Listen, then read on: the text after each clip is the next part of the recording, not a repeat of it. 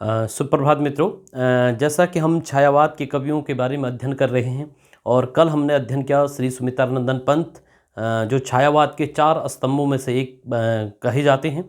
आज उसी क्रम में हम आगे करेंगे। आपका छायावाद के अगले कवि जो हैं आपका महादेवी वर्मा। महादेवी वर्मा के जन्म जो होता है, महादेवी का वर्मा का जो जन्म होता है वो आपका 1907 में होता है। ठीक है। महादेवी वर्मा की जो मृत्यु होती है वो 1987 में होती है। इनका जन्म जो होता है वो आपका फर्रुखाबाद में होता है। जन्म स्थान जो है महादेवी वर्मा का वो आपका कहाँ पे, आपका फर्रुखाबाद में। आपका इनकी जो मृत्यु होती है वो आपके कहाँ पे होती है, आपका इलाहाबाद में।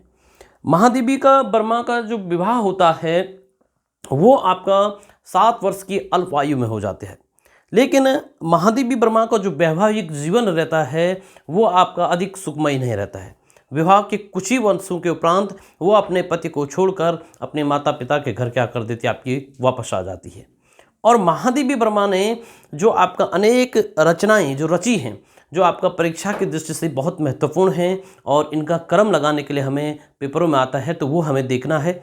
महादेवी वर्मा की जो काव्य कृतियाँ हैं उसमें आपका निहार हो गया। जो आपका निहार होता है इसकी रचना 1930 में की जाती है। उसके बाद रश्मि हो गया, जो इसकी रचना होती है 1932 में की जाती है। उसके बाद नीरजा हो गया, इसकी रचना 1935 में की जाती है। उसके बाद सांध्या गीत हो गया। ठीक है, सांध्या गीत महादेवी वर्मा के द्वारा जो लिखा जाता है। उसके बाद यामा हो गया, यामा की जो रचना आपका की जाती है वो 1940 ईस्वी में की जाती है।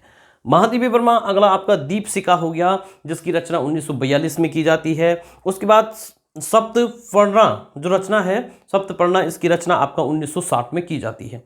इसके अलावा महादेवी वर्मा जो आपका काव्य रचनाओं के अतिरिक्त महादेवी वर्मा ने क्या किया था कि कुछ रेखा चित्र लिखे, और जो आपका बहुत महत्वपूर्ण रखते हैं हिंदी साहित्य में रेखा चित्र, जिसमें महादेवी वर्मा ने अतीत के चलचित्र जो लिखा था वो आपका 1941 में लिखा था। इसके बाद महादेवी वर्मा ने स्मृति की रेखाएं जो आपका 1943 में लिखा था, और मेरा परिवार जो मोस्ट इंपॉर्टेंट है ये आपका 1972 में क्या था, आपका महादेवी वर्मा ने लिखे थे। तो महादेवी वर्मा की जो रचना है यामा, जो आपका उन्होंने लिखा था इसे 1940 ईस्वी में, लेकिन इसके लिए जो ज्ञानपीठ पुरस्कार दिया जाता है ये दिया जाता है आपका 1982 ईस्वी में।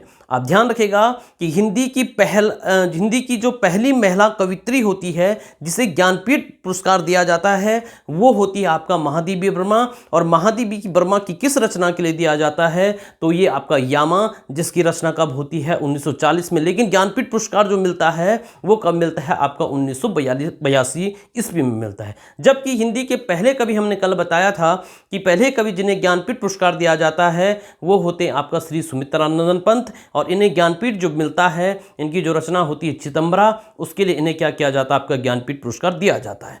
महादेवी वर्मा की जो कविताओं में है उनमें आपका विरह, जो पीड़ा है, विरह वेदना साफ झलकता है, और इसीलिए महादेवी वर्मा को आधुनिक युग की क्या कहा जाता है, आपका मीरा कहा जाता है।